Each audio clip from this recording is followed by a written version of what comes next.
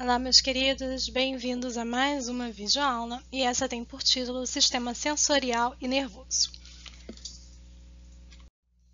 E o que eu espero de vocês ao final desta aula, que você compreenda quais são as divisões do sistema nervoso, central, periférico, e que também conheça a classificação das células sensoriais do nosso corpo, de acordo com os estímulos que ela recebe.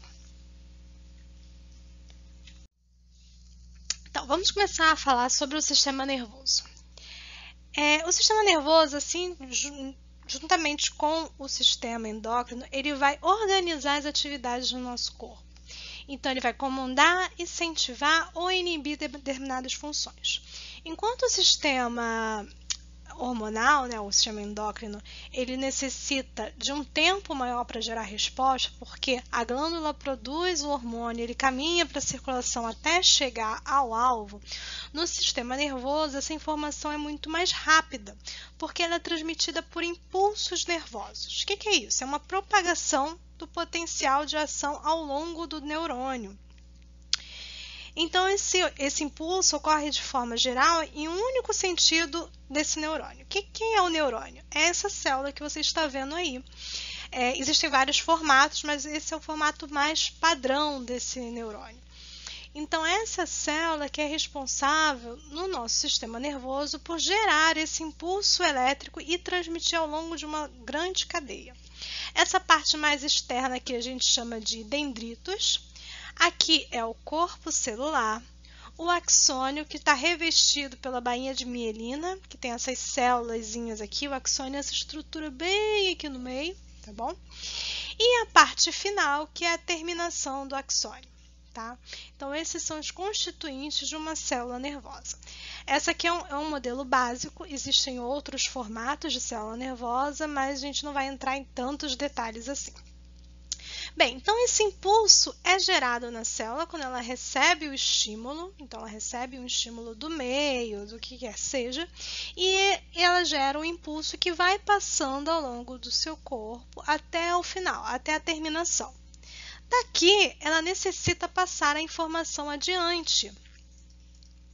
Então, os neurônios, eles estão formando uma grande rede pelo nosso corpo.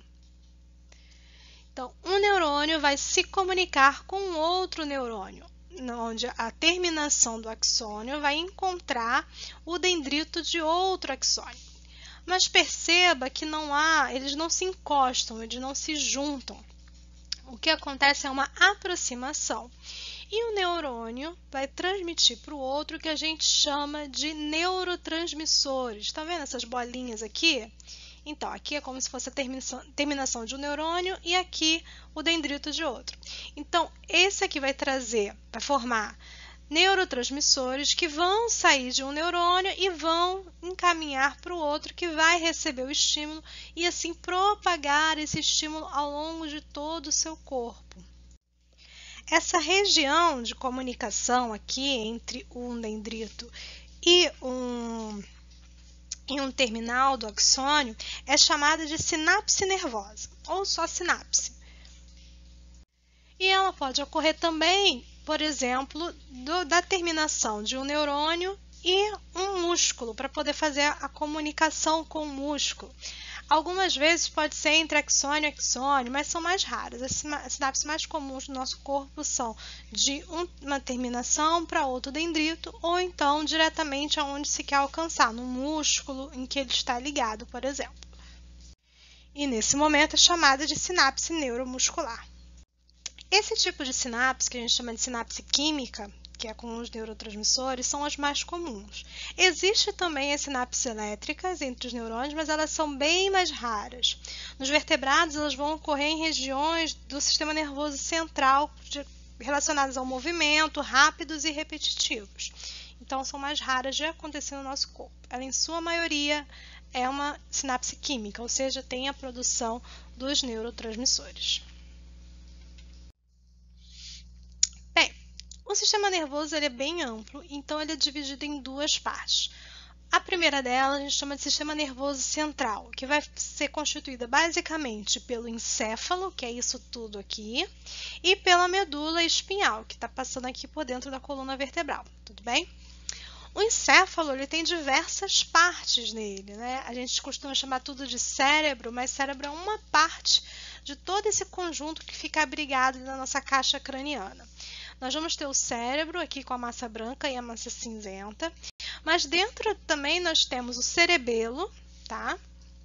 Que vai principalmente atuar no equilíbrio do nosso corpo. O tronco encefálico, que é justamente ali onde vai fazer a junção com a medula espinhal, então aqui é a região da medula, a ponte, a hipófise, então tem várias regiões. A gente vai encontrar o tálamo, o mesencéfalo, então são várias partes que estão ali abrigadas. Então, a gente costuma chamar tudo de cérebro, mas nem tudo é cérebro, ainda existem outras partes. Então, é o encéfalo, que aí sim a gente está falando desse conjunto inteiro aqui, mais a medula espinhal, formando o sistema nervoso central do nosso corpo. Ele terá por função interpretar as informações que são obtidas e elaborar uma resposta adequada. Então, é o nosso centro de processamento. É ali que vai chegar as informações e vai gerar respostas, ok? E ao redor do nosso corpo, nós vamos ter o que a gente chama de sistema nervoso periférico, que vai ser justamente o que sai do nervoso central. Então, aqui está o encéfalo mais a medula, esse é o central, e partindo dele, nós temos o sistema nervoso periférico, que vai ter por função levar as informações do nosso corpo, então de todo o nosso corpo, justamente para a parte central, para ali processar e ter uma resposta e conduzir essa resposta de volta, certo? Ele é formado pelos nervos e os gânglios nervosos, que os nervos são fios bem esbranquiçados, são formados pela reunião de várias neofibrilas que partem do encéfalo e da medula espinhal também. Já os gânglios nervosos são pequenas dilatações que ocorrem, que têm corpos celulares dos neurônios, tá? Cujos prolongamentos formam os nervos. Dentro do sistema nervoso periférico, a gente vai ter duas divisões. O sistema nervoso que a gente chama de somático, que vai ser responsável pelas ações voluntárias do nosso corpo, ou seja, por coisas que a gente decide fazer, como pegar um objeto, por exemplo. E vamos ter o sistema nervoso autônomo, que vai fazer as funções que são involuntárias, que a gente não controla. Por exemplo, a nossa respiração, abaixar o diafragma para o ar entrar, a nossa ventilação pulmonar. Quem vai controlar isso é o sistema nervoso autônomo. E falando nesse assunto, é importante falar com relação ao uso de drogas. Elas podem ser drogas lícitas ou ilícitas, ou seja, legais ou ilegais. A gente não está aqui entrando nesse mérito, mas dizer que existem basicamente três tipos de drogas que podem afetar justamente o nosso sistema nervoso. As drogas, elas atuam justamente nessa parte do nosso corpo. Existem as drogas que são estimulantes, então ao você ingeri-las, você estimula o seu sistema nervoso, ele fica mais acelerado. As depressoras e as alucinógenas. É importante nesse assunto a gente tratar também que a dependência química, e aqui a gente está falando tanto das drogas lícitas quanto das ilícitas, é um fator de grande problema hoje na saúde pública do nosso país e afeta a vida não só de quem é usuário, como também de todos aqueles que estão ao seu entorno, né, a sua família, e acaba destruindo muitas famílias. Então, seja qual for o tipo de droga, é muito importante a gente ter consciência de que isso afeta diretamente não só o nosso corpo, como também a nossa vida social. Devemos pensar muito bem antes de utilizar qualquer tipo dessas substâncias. Certo. Então, agora vamos passar para o sistema sensorial, que é como a gente percebe o ambiente que está ao nosso redor, inclusive dentro de nós também. Através de órgãos no nosso corpo, nós captamos informações para poderem ser processadas lá no sistema nervoso central. E nós vamos ter receptores para isso. Então, quem recebe essas informações? Quando a gente está falando de informações que vêm do externo do nosso corpo, de fora do nosso corpo, nós temos receptores chamados de esteroceptores. E é esse primeiro que a gente vê aqui na imagem. Esse aqui é justamente um que fica dentro do nosso nariz, é o bulbo olfativo. Então, são vários nervos aqui, como vocês podem ver, que ficam no nosso nariz para captar as partículas do ar e assim levar até o nosso sistema nervoso para lá processar e descobrirmos que cheiro nós estamos sentindo. Então, isso aqui é só a parte de captação. Quem vai dizer o cheiro é justamente o nosso sistema nervoso central. Já dentro do nosso corpo, nós também temos receptores para perceber se nós estamos ficando desidratados, se a gente precisa produzir alguma outra substância no nosso corpo. E eles são os proprioceptores ou interoceptores. Os proprioceptores estão localizados nos músculos, nos tendões, nas nossas articulações, e ele informa o nosso sistema nervoso central onde estão nossos braços, a nossa cabeça, a nossa perna, em relação ao resto do corpo. E é por isso que mesmo se agora você fechar os seus olhos, abrir as suas mãos e tentar encontrar a ponta do seu nariz, de olhos fechados, você consegue, graças aos seus proprioceptores, porque eles te dão a noção de onde está cada parte do seu corpo. Já os interoceptores, eles vão perceber condições internas do nosso corpo, como eu falei antes. Se a gente está com pouca água, se estamos desidratados, como está o pH do nosso sangue, e aí faz a gente sentir a sede, a fome, o frio, certo? Então, é uma outra classe de receptores. Então, os esteroceptores captam o que é de fora, proprioceptores e interoceptores o que é interno nosso. E aí a gente vai entrar nos 5 sentidos que a gente aprende desde que a gente é pequenininho, que é a visão, a audição, o olfato, o paladar e o tato. E sempre que a gente fala nisso, a gente fala justamente dos órgãos, né? A visão, a gente fala que a visão são os olhos. Mas é importante a gente ter a noção de que os olhos são apenas os receptores deste sentido. Então, ele vai captar, os olhos vão captar a luz, né? Vai ter a luz, vai captar a luz e vai transformar isso na nossa retina numa informação que vai ser levada ao nosso cérebro. Quem vai enxergar, vamos dizer assim, na imagem, é o nosso sistema nervoso central, que vai processar aquilo que estamos vendo. Então, se tiver algum problema nessa comunicação da captação pelo esteroreceptor dos olhos até o nosso sistema nervoso central, e tem uma quebra aí no meio do caminho, a pessoa fica cega, mesmo os olhos funcionando muito bem, mesmo o sistema nervoso central funcionando muito bem. O que quebrou é como se fosse o fio condutor. Se você corta o fio de eletricidade de uma casa, ela vai parar de ter luz. Então, a gente tem que entender que os olhos são apenas os receptores desse estímulo, tudo bem? Então, na audição é a mesma coisa. Os ouvidos, eles são apenas os receptores da informação, vai vir as ondas entram, nossas orelhas, nosso pavilhão auricular, ele funciona como se fosse uma grande antena que vai fazer com que esse som entre no ouvido médio até chegar no ouvido interno, onde vai encontrar lá os ossículos, os pequenos ossos do nosso corpo, o martelo, para poder propagar o som e assim transformar em um estímulo nervoso que será levado até o cérebro e o cérebro processará essa informação, gerando uma resposta a ela. Mesma coisa com o olfato. O olfato não é o nosso nariz.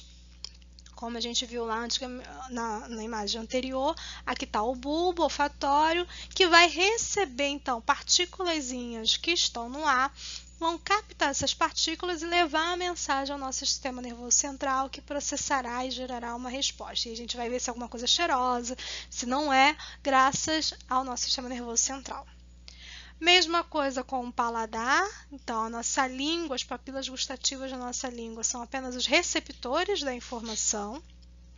Antigamente, dizia-se que a língua estava dividida em partes específicas, com papilas específicas para o doce, para o salgado, para o azedo e para o amargo. Hoje em dia, isso ainda não está não é muito bem aceito, porque já foi encontrado papilas de doce em outras regiões da língua, então isso não é mais falado. E hoje nós temos um sabor a mais, né? Além do doce, salgado, azedo, amargo, nós temos o umami, que seria um doce, um sabor mais de um tipo de aminoácido, que é muito encontrado em fungos, por exemplo, em cogumelos, e na carne também, quando ela está sem o sal. Então, teria mais um sabor. E é importante a gente dizer que há uma diferença, que o sabor ele não é dado apenas pela nossa língua, né? Esses 5 que eu acabei de citar, eles seriam os que a língua tem capacidade de perceber, né? O doce, o salgado, o azedo e o amargo. E o umami. Mas, quando nós estamos resfriados, todo mundo já deve ter percebido que você perde o paladar, que a gente diz, né? Ah, perdi o gosto, não sinto mais gosto de nada. Mas se você reparar direitinho, você consegue ainda saber se é salgado, se é doce, mas você não tem toda a amplitude. Por quê? Porque quando nós estamos resfriados, a quantidade de muco que é produzido aqui na região do nariz, ele atrapalha essa captação das partículas, né, dos alimentos, né? A gente não consegue. O nosso gosto, nosso sabor, ele é uma combinação do olfato com o paladar, que aí dá todas as nuances de sabores. Então, quando nós estamos resfriados, devido a esse comprometimento, a gente não consegue sentir todos os sabores, mas o paladar, como ainda está ok, a gente consegue diferenciar se é doce, se é azedo, se é amargo. E o último sentido nosso, o tato, característico da nossa pele. E se você reparar bastante, dependendo de que lugar da nossa pele nós estamos dizendo, a gente vai ter ele mais amplo, ele mais refinado. Por exemplo, nas nossas mãos, nós temos muito mais receptores para os estímulos, então por isso que a gente consegue sentir muito bem as coisas quando nós pegamos com as nossas mãos, diferente de outras partes do nosso corpo, por exemplo, as nossas costas, esses receptores estão mais espalhados pelas nossas costas, então a gente consegue sentir que há alguma coisa ali, mas a gente não consegue ter tanta clareza quanto a gente tem se a gente pegar com as nossas mãos. No tato, nós chamamos esses receptores de mecanorreceptores, porque eles vão perceber variações de pressão, podendo assim a gente detectar então o toque das coisas. Tem muito mais para se falar sobre sentidos, mas eu vou parar por aqui para o vídeo não ficar tão longo e tão cansativo. Recomendo que vocês procurem outros materiais, façam uma leitura mais ampla, pois tem muita coisa interessante para falar, principalmente sobre cada um desses receptores, né? Sobre os olhos, sobre doenças que a gente pode ter, o que é uma miopia, o que é um astigmatismo, problemas de audição, né? Principalmente o uso do fone, que vocês adoram colocar nos ouvidos nas maiores alturas, como isso pode prejudicar a nossa audição. Então, vou parando por aqui, mas esperando que vocês tenham curiosidade e busquem outros lugares também para se informar. Nosso vídeo termina por aqui. Espero que não tenha surgido nenhuma grande dúvida, mas qualquer coisa deixa nos comentários e vejo vocês no próximo vídeo. Tchau, tchau!